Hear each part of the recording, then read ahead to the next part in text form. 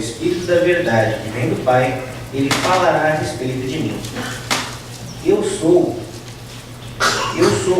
quem enviará esse auxiliador a vocês da parte do Pai. E vocês também falarão ao meu respeito, porque estão comigo desde o começo. E Jesus continuou: eu não disse isso antes, porque eu estava com vocês. Porém, agora eu vou para junto daquele que me enviou. E nenhum de vocês me pergunta: onde é que o Senhor vai? Mas, porque eu disse isso, o coração de vocês ficou cheio de tristeza. Eu falo a verdade, porque quando digo que é melhor para vocês que eu vá. Pois, se não for, o auxiliador não virá. Mas se eu for, eu o enviarei a vocês. Quando o auxiliador vier, ele convencerá as pessoas do mundo de que elas têm uma ideia errada a respeito do pecado, e do que é direito e justo, e também do julgamento de Deus. As pessoas do mundo estão erradas a respeito do pecado porque não creem em mim. Estão erradas a respeito do que é direito e justo porque eu vou para o Pai, e vocês não vão me ver mais. E também estão erradas a respeito do julgamento porque aquele que manda neste mundo já está julgado. Ainda tenho muitas coisas para lhes dizer, mas vocês não poderiam suportar isso agora. Porém, quando o Espírito da verdade vier, ele ensinará toda a verdade a vocês. O Espírito não falará por si mesmo, mas dirá tudo o que ouviu e anunciará a vocês as coisas que estão para acontecer. Ele vai ficar sabendo o que eu tenho para dizer e dirá a vocês. E assim ele trará glória para mim. Tudo que o Pai tem é meu. E por isso eu disse que o Espírito vai ficar sabendo o que eu lhes disser e vai anunciar a vocês. Chama de Paráclitos. O Pentecostes é totalmente diferente da festa do aniversário, por exemplo. A gente se faz presente, a gente leva o presente e a gente diz feliz aniversário e fica lá zanzando, bebendo com o aniversariante. A festa do Pentecostes é exatamente o recebimento do Espírito Santo, enviado de Deus. É interessante como tem várias traduções, se você se recordar um pouquinho, a linguagem antiga, tem a linguagem nova, tem várias traduções em que a palavra Paráclitos é traduzida, por exemplo, ensinador, auxiliador, ajudador, consolador. E algumas traduções é traduzido simplesmente como Paráclitos, justamente porque esse termo ele engloba tanta coisa que é difícil de você falar numa palavra a função ou a ação do Espírito Santo. E a gente entende o que é esse Paráclito se nós dividirmos a palavra grega no meio. Pará significa chamado, kletos, para o lado. Então o Espírito Santo é aquele que é chamado para o lado da sua igreja. E a etimologia da palavra é tão interessante que um dos estudiosos disse que a ação do Paráclitos ela é tão intensa que se ele vê alguém caído no chão, ele se ajoelha para cuidar e levar para um lugar protegido. Ou seja, a ação do Espírito Santo ou a presença do Espírito Santo é tudo que a igreja precisa para se manter unida com Deus, tanto aqui nessa vida e também, obviamente, consequentemente, para a vida eterna. E é interessante, agora o Mauro até citou no início, como a gente lembra de Deus, Pai, Filho e Espírito Santo. E aqui no texto do Evangelho que nós lemos, é interessante a comunicação, a conexão da Santíssima Trindade. Quando ali no versículo 26, do capítulo 15, ele diz: quando chegar o auxiliador, o Espírito da verdade que vem do Pai, ele falará a respeito de mim. E sou eu quem enviará esse auxiliador a vocês da parte do Pai. Então a Santíssima Trindade está conectada intimamente. Um não faz outra coisa sem a autorização, sem a bênção, enfim, sem o envio de outro. Tá? Mas a gente precisa também tentar entender um pouquinho qual é a ação do Espírito Santo.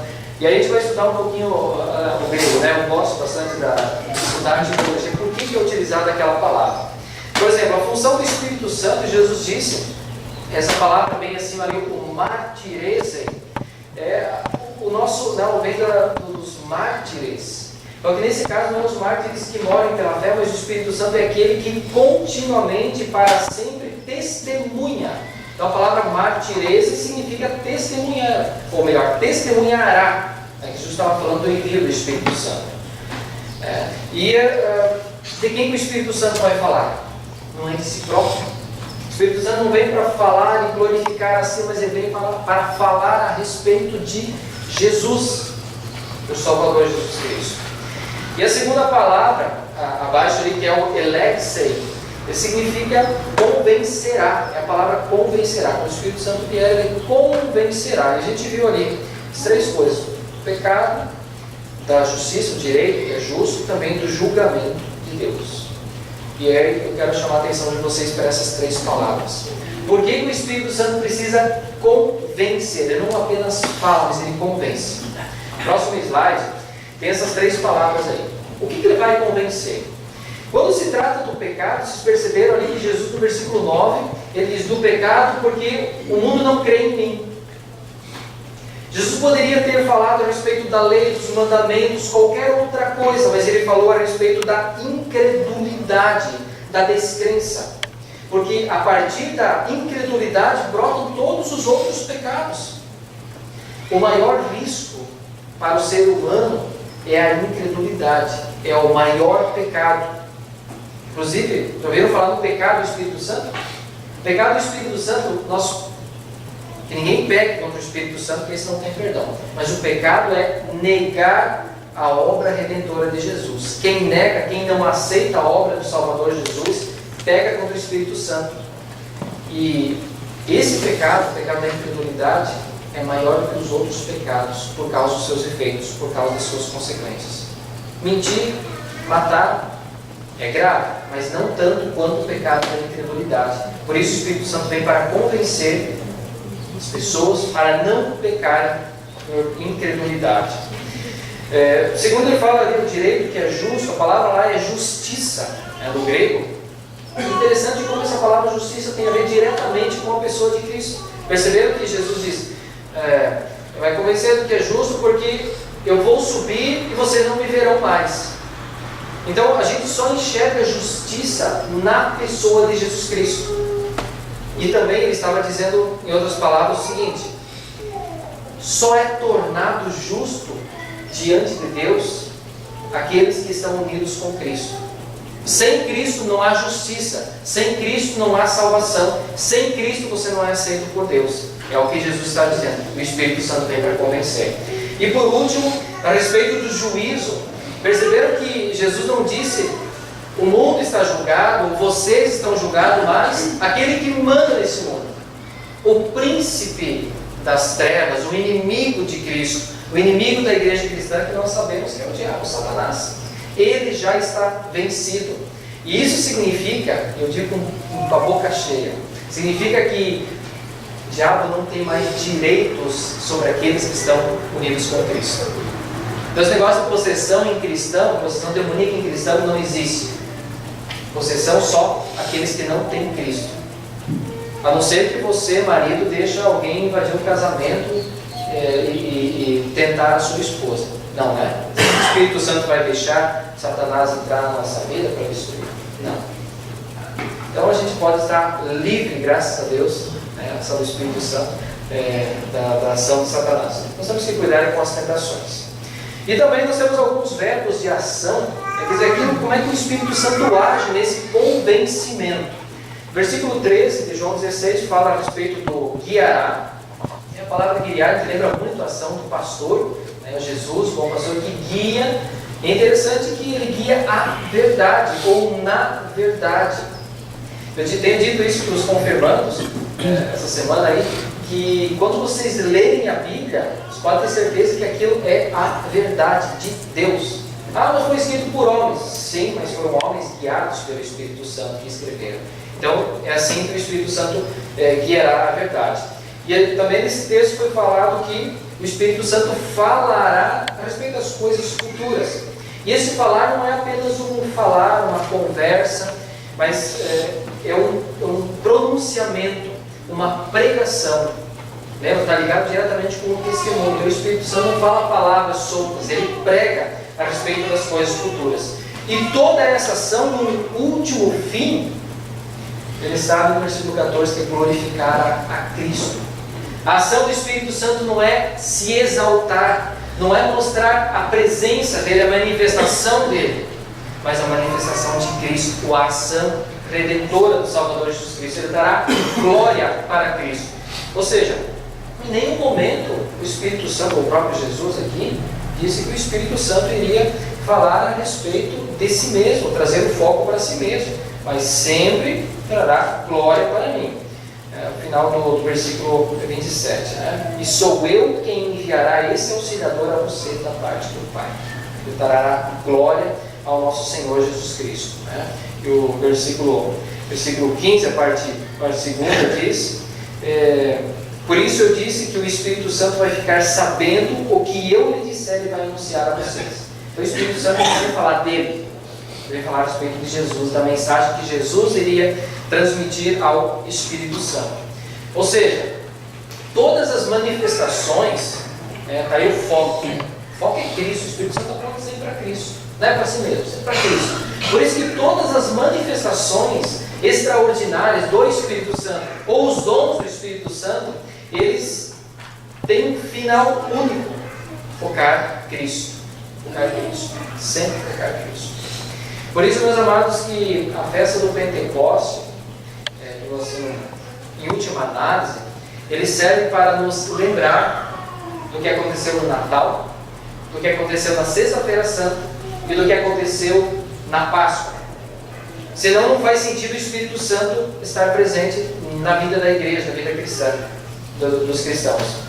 Por isso, Jesus enviou da parte do Pai o Espírito Santo. E o Espírito Santo fala para nós na palavra. Nós vamos cantar o próximo hino. Lâmpada para os meus pés e a tua palavra. Eu pensar, desvio de la procurar a verdade que é verdade, mas hoje eu sou feliz porque eu encontrei a palavra que é verdade. A encontrei, palavras puras sem igual, tu és meu filho, eu hoje te gerei.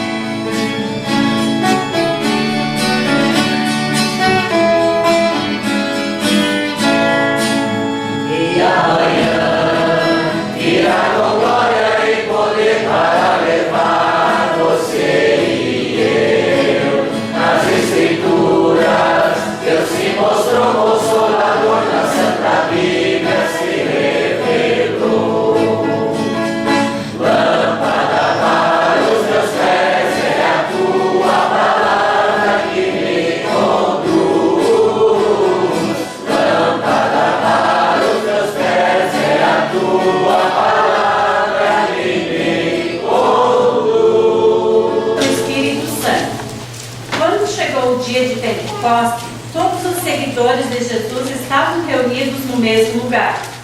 De repente veio do céu um barulho que parecia de um vento soprando muito forte, e esse barulho encheu toda a casa onde estavam sentados. Então todos viram as coisas parecidas com chama que se espalharam como línguas de fogo, e cada pessoa foi tocada por uma dessas línguas. Todos ficaram cheios do Espírito Santo e começaram a falar em outras línguas, de acordo com o poder com o poder que o Espírito dava a cada pessoa. Estavam morando ali em Jerusalém judeus religiosos vindos de todas as nações do mundo.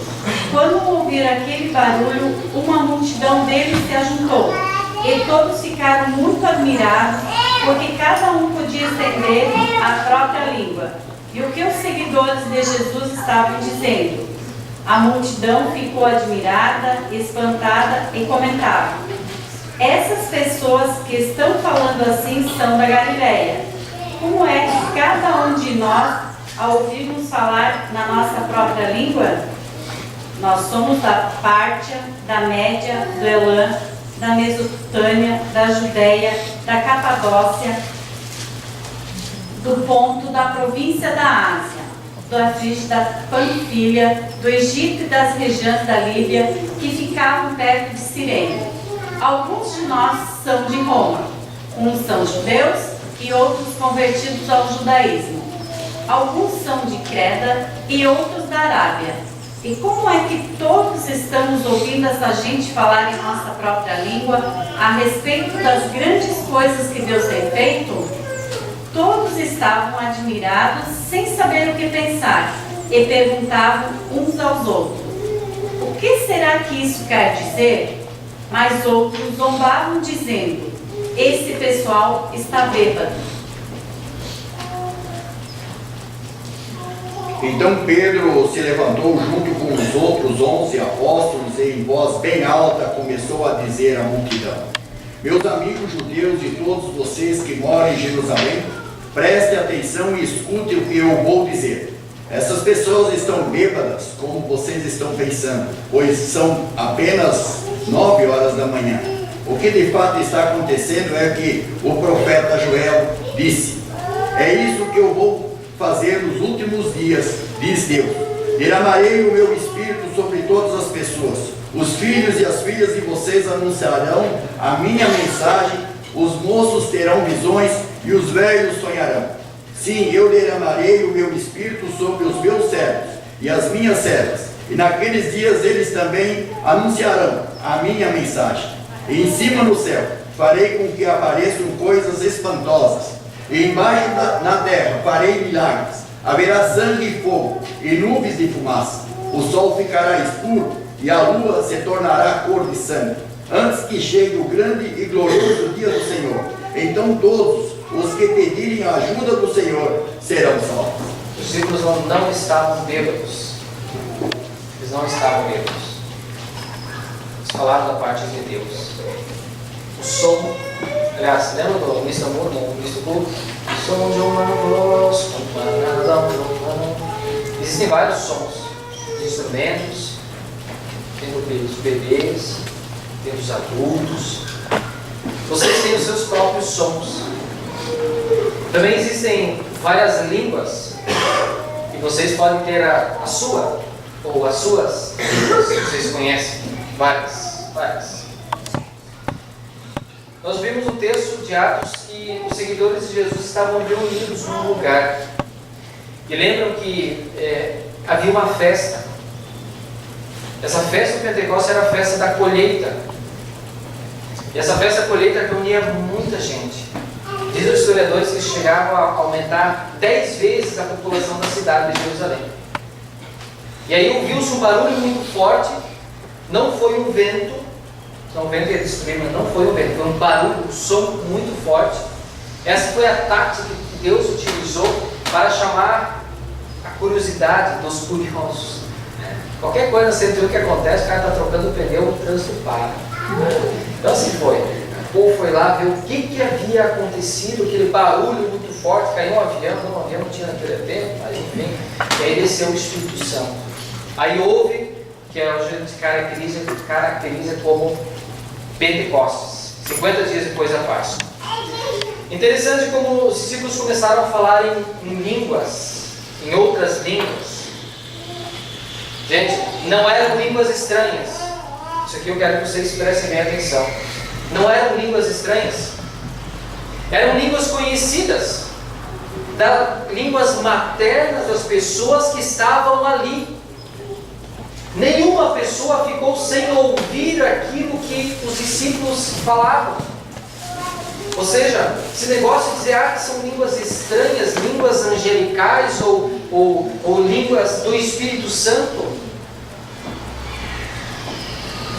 precisa ter sempre um tradutor, senão não tem valor algum. Inclusive, que o apóstolo Paulo fala aos Coríntios. A igreja de Corinto era grande, bonita, pomposa, tinha sempre um pastor, ou sei lá, um cara lá, falando em línguas. Tacaratacá. O povo, glória a Deus. E aí você ia para o centro de Macumba, o cara, tacaratacá. E na igreja, tacaratacá. Peraí. Que língua é essa? É interessante que a impressão que dá, não falando mal, mas às vezes parece que tem um livrinho, um dicionário, né? Línguas estranhas. Aí o Mauro, pastor da igreja tal, tu abre lá a igreja, se estuda e diz para o povo que é língua dos anjos. Aí eu estou lá de visitante, eu disse, o que o pastor lá falou, o pastor da sua igreja? Eu não sei, é língua dos anjos, ninguém sabe traduzir. Conversa para o inimigo. Tá? Não sejam incrédulos diante das línguas, dom de línguas. Isso existe. Existe sim. Existe sim. Mas nem sempre é línguas estranhas, línguas dos anjos. É interessante que aparece em todo lugar, falam as mesmas coisas. Tá? As línguas eram conhecidas daquelas pessoas que estavam lá. Tá? Qual que era o conteúdo da mensagem do Espírito Santo? Ou por que o Espírito Santo desceu sobre eles? O que os discípulos falaram? Oh, o Espírito Santo desceu. Eles falaram a respeito de Jesus. Viram ali, né? Como é que nós estamos ouvindo na nossa própria língua materna as maravilhas que o Senhor tem feito? E aí no versículo 21, todos que pedirem ajuda do Senhor serão salvos. O apóstolo Pedro falou. Outra pergunta ou dúvida: o Espírito Santo é dom de língua? Não. O Espírito Santo não é dom de língua. É mais um dom. Tem uma lista nas cartas, ou na carta do apóstolo Paulo aos Coríntios, ele fala, tem uma lista, tem 2 momentos, uma lista, vários dons. E o dom de língua está lá no meio. E o apóstolo Paulo diz assim: eu prefiro falar uma palavra que todos entendam do que 5.000 palavras em línguas estranhas ou em outra língua. Era como se eu aqui desse o culto em grego, latim, hebraico. Vocês iam sair cheios de orgulho, porque o pastor estava falando em outras línguas. Nós não vamos aprender nada. Então, vejam, meus amados, que o Pentecoste não é... O Denis, bota aí. O Pentecoste não é um reality show, gente.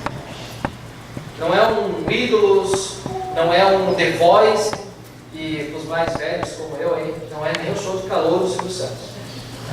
O cara vai lá, se apresenta, e aí tem os jurados, dão uma notinha, aí tem a plaquinha, passa, não passa, ganha, leva 1.000, leva 100, leva 10, não é isso. Não é um show de exibicionismo, nem mesmo os discípulos que receberam o Espírito Santo da parte de Deus se exibiram, eles fizeram isso. Mas tem muita gente que faz. Ou faz. Não tem nada de fama, gente. Se alguém perguntar por que na igreja luterana não tem nem dom de línguas, eu até orei essa semana pedindo a Deus, se tu permitires, que aconteça. Mas se alguém falar que tem alguém que traduza, aí vale a pena. Tá? Mas nada diferente do que está escrito na palavra de Deus, pode ter certeza. Tá? Mas independente desse som, desse barulho, independente dos dons, do dom de línguas e por aí vai, eu penso, e até eu coloco isso como um desafio, nós precisamos cada vez mais, e essa é a característica da igreja pós-Pentecoste, nós precisamos fazer barulho, sim. Nós, como cristãos, precisamos produzir um som, ou seja, o som de Deus. E esse som, esse barulho é para quê? Por causa da música? Por causa de um pastor que grita alto, forte? O nosso som, ele precisa ter o mesmo foco que foi naquele dia da ação do Pentecostes. O foco precisa ser Cristo. É esse o foco do nosso barulho e do nosso som. E aí eu quero contar uma história. Coloca o próximo aí. Conhece a história do porco e da galinha? Certa vez o porco e a galinha estavam caminhando em cima da calçada. passaram na frente de uma igreja e aí viram uma placa que dizia assim, ó, nesse final de semana teremos um almoço com ovos e bacon. E a galinha deu uma cacarejada e disse para o porco, veja só, eu estou envolvida com essa igreja. Eu vou dar os ovos para que o almoço aconteça. Muito bem. Aí o porco disse assim, se você está envolvida, eu estou comprometido com essa igreja. Porque enquanto você vai botar os ovos e cantar para todo mundo ouvir, eu dou a vida por essa igreja. Essa historinha é bem antiga, mas ela continua sempre mostrando de que forma a igreja vive. Tem muitos que são envolvidos como a galinha. Mas talvez a igreja precise daqueles 7.000 que se ajoelharam, que não se ajoelharam diante do Deus Baal, que sábado. Onde é que estão os 7.000? A igreja precisa dos porcos, entendam bem, tá? Não é nem palmeirense, porcos. Aqueles que dão a vida, ou aqueles que são compromissados com a igreja cristã, a igreja de Jesus. Meus amados, vocês já pararam para pensar por que vocês moram naquela casa onde vocês moram? Por que vocês moram naquele bairro? Foi por acaso? Por que vocês trabalham lá onde vocês trabalham? Dona Olívia, por que a gente veio lá do oeste e vim para cá? Por que eu fui lá para Cuiabá e agora eu caí aqui de paraquedas? Não. Deus me chamou para vir aqui. E Deus chamou vocês para serem membros dessa igreja e chamou vocês para estarem aqui nesse culto de hoje. Por que você estuda onde estuda? Por que trabalha onde trabalha? Meus amados, talvez essa é a oportunidade de nós estendermos a mão, parecido com o que o Paráclitos faz. Está na hora da igreja cristã, ou de vocês, de nós, pararmos de sentar sozinhos num restaurante lá num cantinho para comer a nossa comida. Está na hora de nós sentarmos com as outras pessoas para conhecê-las e conhecer as suas histórias. Conversar com as pessoas e talvez você tenha a oportunidade até de contar as nossas histórias, das quais o Espírito Santo, da qual Jesus faz parte, da qual o Pai comanda e cuida. Gente, nós não podemos mais ficar isolados no nosso canto. Entendam as coisas que acontecem na vida de vocês e o modo em que vocês se movem no dia a dia, passando pelas pessoas, convivendo com elas, como uma oportunidade de estender a mão para essas pessoas e dizer alguma coisa. Inclusive o pessoal que tem a assinatura do Mensageiro Luterano, muito mais que uma propaganda, quero fazer um ressalto. Tem dois artigos aqui que falam sobre o Pentecostes. Maravilhoso. Quem não leu, leia. Quem já leu, lê de novo. Fantástico. Tem mensageiro até o pessoal ainda tem uns que nem pegaram. Aproveita para retirar o seu. Quem não tem assinatura, aproveita para fazer. Fantástico. Esse artigo aqui. Acho que essa frase aqui, ela fecha muito bem com a ação da vida da igreja cristã. A igreja cristã honra o Espírito Santo. Olha a palavra, gente. Honra o Espírito Santo quando coloca Jesus como centro da sua pregação. Quando a igreja fala muito, eu sei que o mal tem razão, que nós deixamos o Espírito Santo de lado. Mas nós não podemos fazer o contrário, exaltar o Espírito Santo e deixar Jesus de lado. Por quê? Porque falar a respeito de Jesus é o que o Espírito Santo mais gosta de fazer. É o que ele veio fazer. É por isso que a igreja tem a ação do Espírito Santo, recebendo o batismo, recebendo a palavra. A igreja honra o Espírito Santo quando fala de Jesus. Jesus que inclusive é a justiça de Deus, que vem para tirar os nossos pecados, nos livra deles e condena a pior pedra do nosso sapato, que é o inimigo Satanás. Que essa seja apenas o início de uma festa, como o Mauro colocou, uma festa que perdura o ano inteiro, esse pós-Pentecostes. Deus abençoe nessa reflexão e que nós possamos praticar aquilo que o Espírito Santo quer que nós façamos, falar a respeito de Jesus ou falar da nossa fé. O Senhor te abençoe e te guarde. O Senhor faça resplandecer o seu rosto sobre ti e tenha misericórdia de ti. O Senhor sobre ti levante o seu rosto e te dê a paz. Amém. Amém. Amém. Santo Espírito, encha minha vida, pois por Cristo eu quero brilhar. Santo Espírito,